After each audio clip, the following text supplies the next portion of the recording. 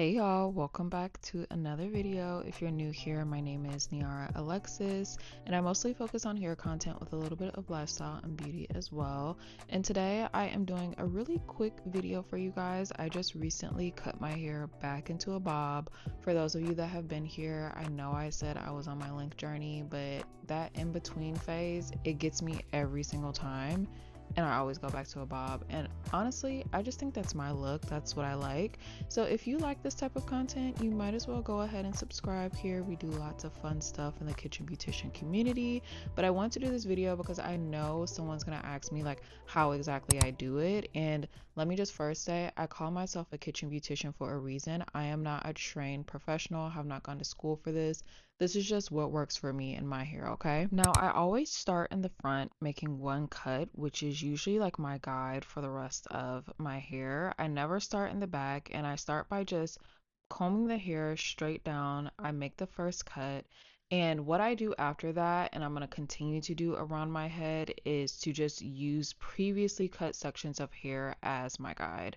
My hair was really staticky this day, so you just saw me spray a little bit of Heritage by Mindy heat protectant in my hair, but I'm grabbing a piece of hair that has already been cut along with a bunch of hair that hasn't, and I'm just using the hair that has already been cut as the guide to get as straight of a cut as I can.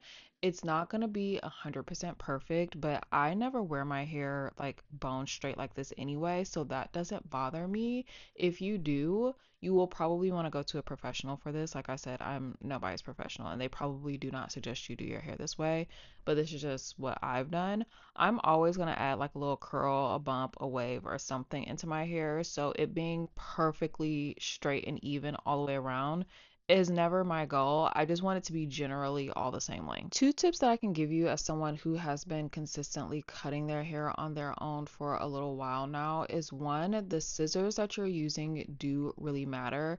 Please get a professional, or as professional as you can, pair of hair shears. I don't even know if these are super professional while I'm talking. I got them off of Amazon. They'll be linked down below in the description. They are very sharp, like sharp to the touch, where I've like cut myself just handling them before. So a good sharp pair of shears is necessary if you're even just trimming your ends, because if you're using like dull scissors that you just have around the house, or like a dull pair of shears, it can actually make your ends worse, whereas like trimming your ends is supposed to make your hair better. It can end up like making your ends worse than what they already are. So just get a good sharp pair. Like I said, these will be linked down below in the description. The other thing is, if you're using the same method that I am, you want to comb your hair straight down and then lift it up. If you pull your hair up into the side, like we see a lot of people do, like in the Instagram videos and TikToks and stuff like that, they're typically cutting their hair in layers. So if you don't want a layered look, you probably don't want to do that. I, for this look, did not. But like I said, I will probably go back into the interior and have a few layers cut later, because if there are any like split ends or like breakage that I see that needs to be addressed, I've never been one that's been tied to length, which is why I cut my hair, because I hated the in between stage.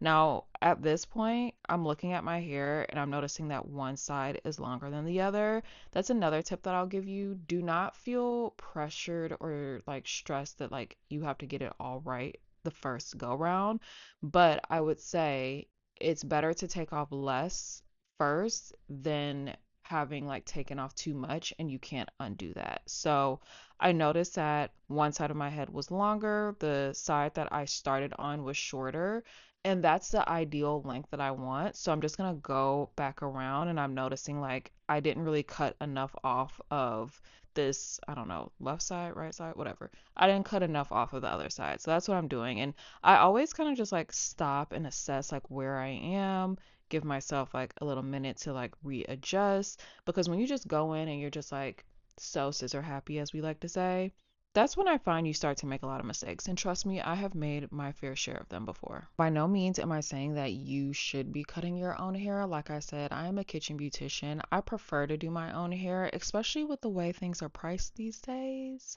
I just don't wanna. And if I can get the general look that I want at home, I'm perfectly fine doing it on my own. If you want to go to the salon, by all means do that, especially if you don't feel comfortable. But I feel okay with doing this. I've cut my hair plenty of times shorter than this.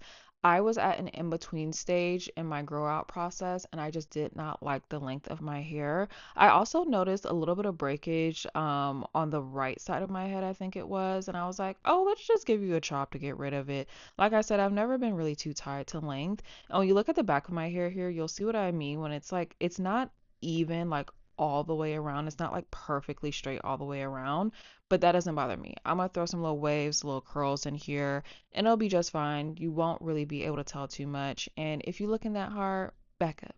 But that's how I do mine. That's how I cut it. It's not rocket science, but I understand it is very it can be nerve-wracking if you've never done it before. So that's why I always say like do what you're comfortable with, leave what you're not to the professionals. So, thank you guys so much for watching and I will see you next time.